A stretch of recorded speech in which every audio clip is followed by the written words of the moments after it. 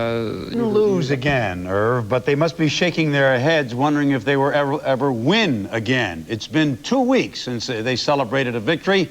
Tonight, they again had to be satisfied with a tie, 2-2 against the Canadiens. Montreal, stymied by several great Bob Sauvé saves in the first period, broke the ice in the second when Mats Naslund scored with a good hard shot at 1:43. Tremblay and Robinson assisting on that. It did not take long for the Sabres to tie it up, however. Jim Weimer, the game's third star, scored his third of the year, with Larry Playfair and Mike Foligno getting the assist at 2:14. Canadiens took the lead again at 7:05 on a power play. First against the Sabres in 10 games. Tom Kerber's got it with assists going to Smith and Chelios.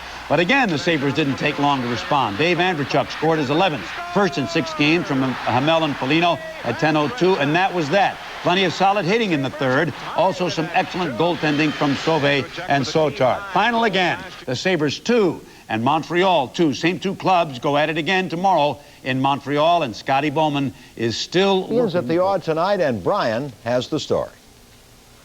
Sellout crowd at the Odd tonight. Saw no scoring in the first period, thanks largely to this big save by Bob Sauvé on Guy Carbonneau with the breakaway. Big save by Sauvé. Late in the first period, Chris Chelios put Dave Andreychuk into the boards. Andreychuk was helped off the ice, looked like a serious knee injury, but Andreychuk returned later on. Watch here as Montreal gets on the board in the second period. Mats Naslund streaking down left wing lets a big slap shot go that beat Sauvé, and the Habs were on top 1-0. It didn't take the Sabres long to tie this one up. Just 20 seconds later, Jim Weimer let this big slap shot go just from inside the blue line, off Doug Sotart's glove and into the Montreal net. 1-1, Weimer's third of the year. The Canadiens went on top on a power play. Watch the wild action here in front of the Buffalo net. Tom Kervers will end up with a goal here for the Canadiens. As Bob Sauvé couldn't cover up the puck there, Kervers finally banged it into the net. Watch the replay here, pinballing it off Sauvé's pads. Kervers sneaks behind Sauvé, swats it out of the air into the net.